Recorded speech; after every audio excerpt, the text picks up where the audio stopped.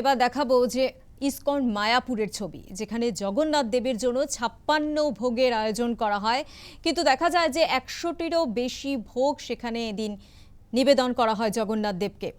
ISKCON মায়াপুরে জগন্নাথ মন্দিরের ভোগ 56 ভোগ নিবেদন ভগবান জগন্নাথকে।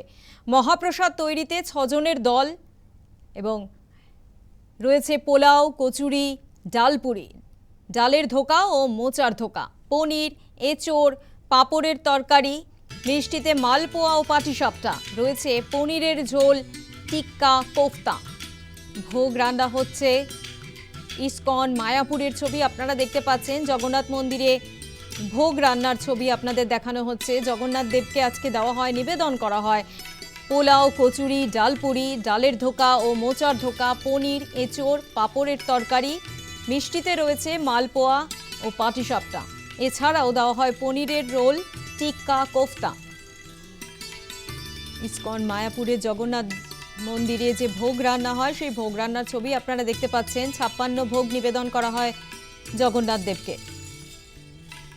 মহাপ্রসাদ তৈরিতে 6 জনের দল এবং আজ যে ভোগ দেওয়া হয় জগন্নাথ দেবকে একবার আপনাদের জানাই, যেখানে পোলাও রয়েছে, কচুরি, ডালপুরি, ডালের ধোকা, মোচার ধোকা, পনির, এঁচোড়, পাঁপড়ের তরকারি, রয়েছে পনিরের রোল, টিক্কা, কোফতা এবং মিষ্টিতে দেওয়া হয় মালপোয়া ও পাটিসাপটা।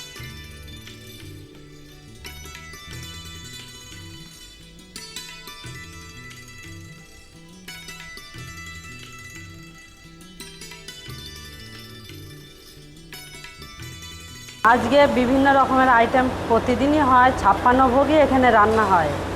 কিন্তু আজকে ধোকা, ডালের ধোকা, তারপর মোচা দিয়ে ধোকা, পাঁপড়ের সবজি, আপনার কাঁঠালের সবজি আর পনিরের সবজি, বিভিন্ন রকমের বিদেশি রান্না।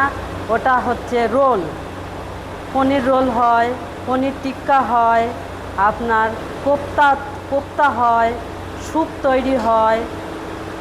এগুলো মোটামুটি আজকে কত পদে জগন্নাথ দেবকে ভোগ দেওয়া হবে? ও 56 ভোগ ছাড়িয়ে যায়, 100-র উপরে চলে যায়। কখন থেকে রান্না শুরু করেছেন? আমি রান্না করেছি 5:30 থেকে শুরু করেছি। আর আপনারা কজন মিলে রান্না করছেন? আমরা 6 জন মিলে রান্না করি। আমি সকালে রান্না করি, মাতাজিরা 12টার রান্না করে, আরও 2 জন আছে, তারা বিকালে খাজা গজা তৈরি করে। আজকে রথ উপলক্ষে মূলত বিশেষ কি ভোগ তৈরি হচ্ছে? পোলাও হবে, কচুরি হবে, আর ডালপুরি হবে, আরও আর এক জায়গায় রান্না হচ্ছে, ওখান থেকেও সেগুলো এখানে আসবে।